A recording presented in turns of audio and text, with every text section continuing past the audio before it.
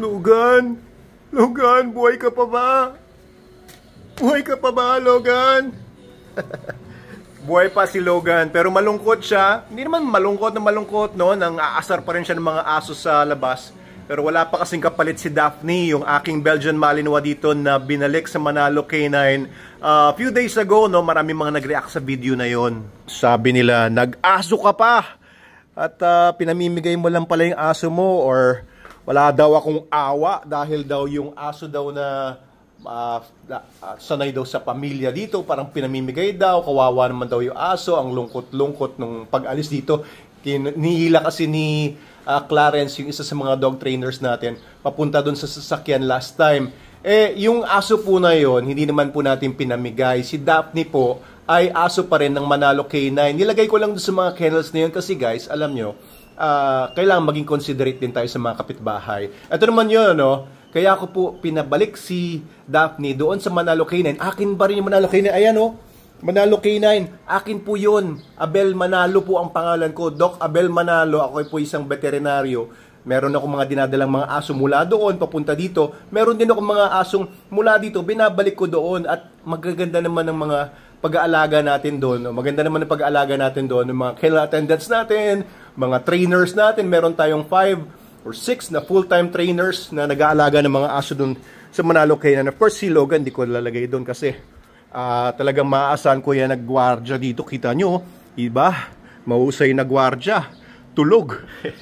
Kaya guys, bago kayo mag-comment sa mga videos sa mga social media accounts, pag-aralan nyo muna kung ano yung pinagsasabi ninyo bago kayo maghusga ng mga tao.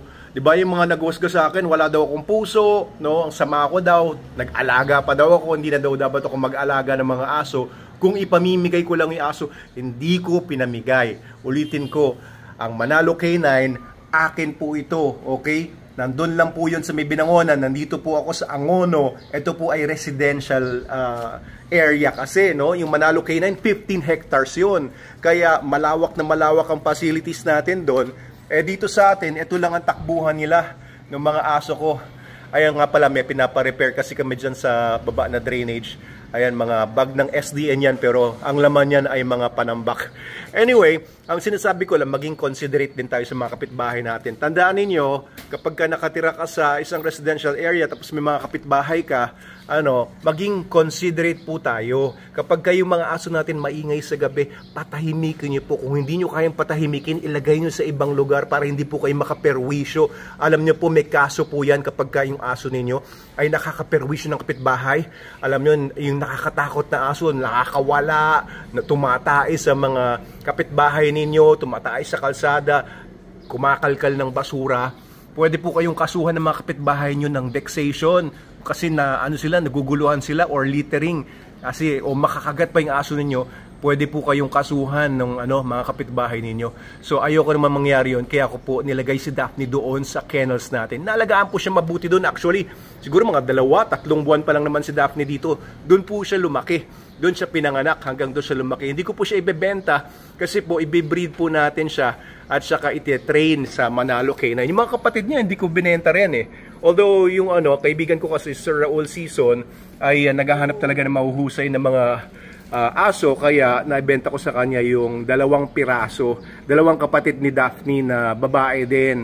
Okay, so bago tayo musga, pag-isip muna para hindi tayo mukhang wag na natin sabihin yung word na yon, pero para maging matalino tayo bago tayo maghusga, alamin muna natin ang buong storya. So Doc Abel Manalo po ito, the Vetrepreneur, nagsasabi sa inyo na have a great weekend. Ayan. And konting explanation nga pala dun sa mga mapanghusga. Si Logan ay nakakulong lang po dyan kapag may mga taong naglalabas-pasok dito. Naka-break time lang yung mga trabahador dyan. Pero pinapakawalan ko po yan kapag walang mga tao, lalo na sa gabi. Kaya nakakaikot-ikot naman siya dito. Ayan.